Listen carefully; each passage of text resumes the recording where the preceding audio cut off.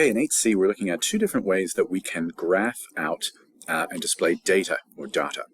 A dot plot is kind of like a column graph, except each dot represents one datum, one point of data, one thing.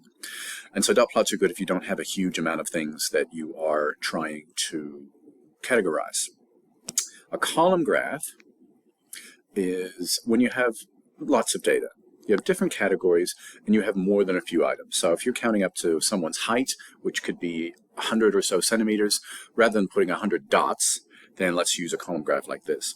A column graph can be vertical, or it could be horizontal. I have an example of a horizontal one here. There's two different ways we can do it, but they both sort of work the same way. A column graph will have two axes. One that goes this way and that has a title, and one that goes this way and also has a title. So we need to label each axis. We should have a title explaining what the graph is, and then it's got points all along it. So unlike a dot plot, which you can count the number of dots, and we'll do that in a minute, this one shows every 5, 10, 15, 20. And see, even though the highest value is 15, we always put a little extra so we have a little room to wiggle. And this is handy because we've done colors and we can color our chart with those colors. You don't have to. It would kind of mess with your mind if you didn't. If you had a pink color in the red column. No. So any numerical number axis, which is just these lines, remember, must be drawn to scale. This is like the X and Y axis of our Cartesian plane.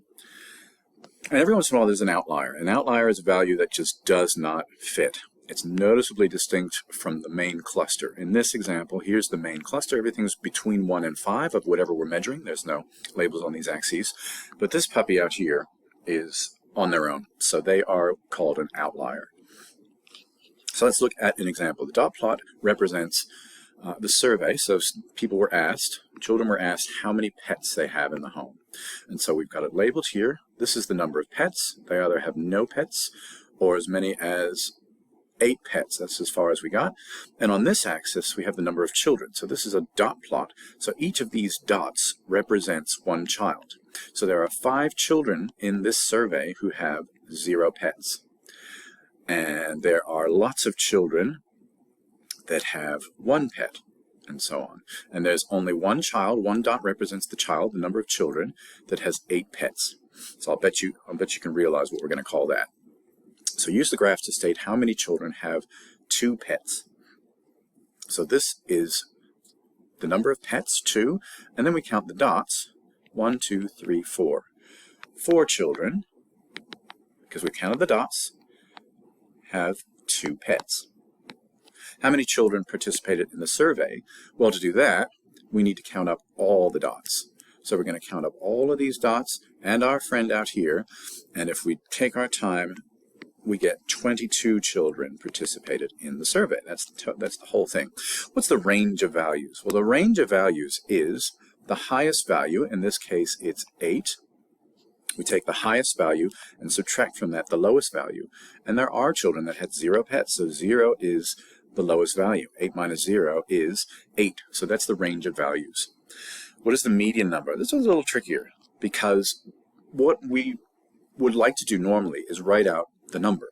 So how many zeros do we have? 1, 2, 3, 4, 5 zeros. How many ones do we have? 1, 1, 3, 4, 5, and so on forever until we get to the point where we have 2 3s, right? Because 2 people have 3 pets, and then we have 1 8. And then we can find the middle of that. But here's another way. Here's another way to do that. So if we know that we have 22 children, then the median is going to be between 11 and 12, because 11 is half of 22. So if we go 1, 2, 3, 4, 5, 6, 7, 8, 9, 10, 11, that's the median. Can you see that? Because I've just counted my way up from 0, just like I did 0, 0, 0, 0, but I just did it on the chart. I know I've got 22, and my median is in the middle, and half of 22 is 11. So between 11 and 12, that's my median.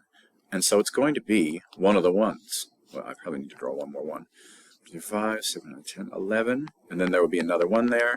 This is going to be the median, so the median is 1. It's in the middle.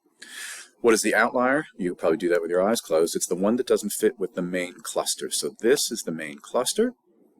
This one is out on its own. So the child with 8 pets is the outlier,